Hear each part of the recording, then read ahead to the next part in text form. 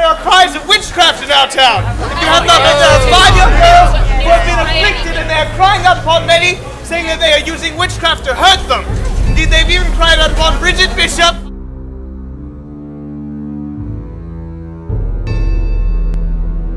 Good wife, you have been cried out upon in charge of witchcraft. You will come with me to the old town hall to make... Good wife! Then you are taken by force to the old town hall. Yes, you are accepted. Good wife! Come along, good wife. We must go to your examination upon this day. The devil take you! Good wife!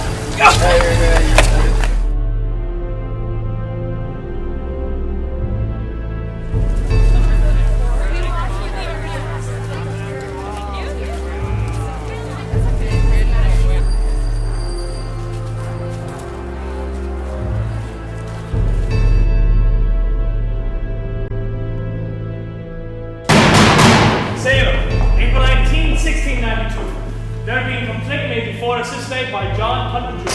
for himself and also for his neighbours against Bridget Bishop, the wife of Everett Bishop of Salem, for high suspicion of sundry acts of witchcraft committed upon the bodies of Anne Putnam, Mercy Lewis, Abigail Williams, Mary Walcott, and Elizabeth Hubbard, whereby great hurt and damage hath been done to the bodies of said persons who crave justice.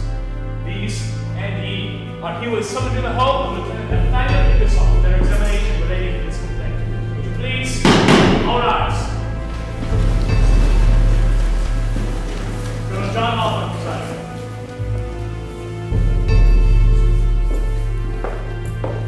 All ye who do have evidence in this case of the people versus Bridget Bishop, bring forth your testimony on this day, and you shall be heard. You may be seated. The magistrates would like to thank you, members of this assembly, for attending this pre-trial examination of Bridget Bishop.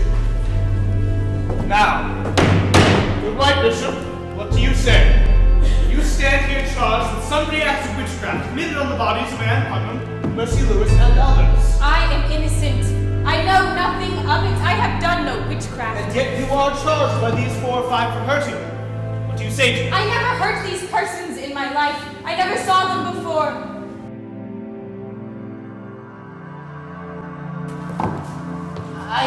I had some controversy with Bridget Bishop about her poultry, which used to wander over into my garden.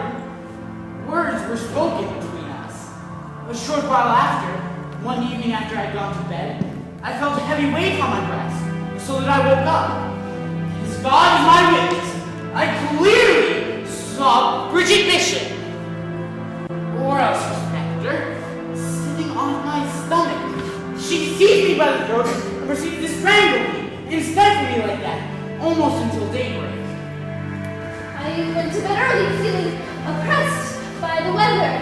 And in the night I was awakened by a presence in my room. And there was Goody Bishop, Mrs. English, and Goodman Corey standing by my bed. This man in black, with a high crowned hat. They all had books in their hands, and Goody Bishop was compelling me to touch her book. I didn't know who she was then, but this is her.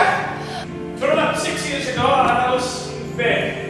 And for the morning, and the sun had risen, but I had not yet gotten out of bed. When I did see Goody Bishop appear in the chamber by the window, she looked on me and grinned on me, and presently struck me on both sides of the head, which was very much hurt me. After that, she disappeared.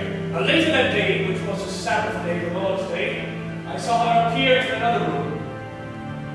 Having at the time an apple in my hand, it floated up out of my hand and flew across the room right into my mother's lap, who sat some 6 or 8 feet distant from me.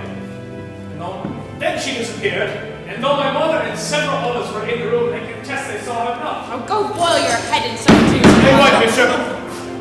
My boy's face, it was bleeding. They told me that Bridget Bishop had come to the door and made them get out. And then she took up a spade and made them go out. And then, when she came without the porch, she came running to my child, scratching his face, saying, "What? Thou rogue? Why dost thou bring this fellow here to plague me?" And ever since, my child hath been falling to most grievous fits, and his head and his eyes turned from side to side as if he would never be right. But she bewitched her. She bewitched her.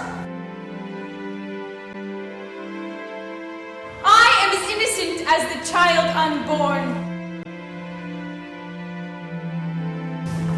I think the time has come now to counting this assembly.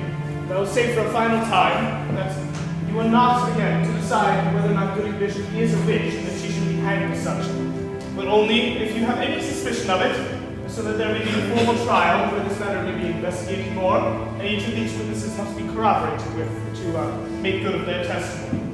Now, if there is anyone here who does believe that there is such suspicion, will you please show it by raising of your hand. If you would have full trial thinking there is any suspicion, you raise your hand at this time. Reverend Hill, let me count the sign for us. If you want, do raise them high so you may be counted. May your hands fall off.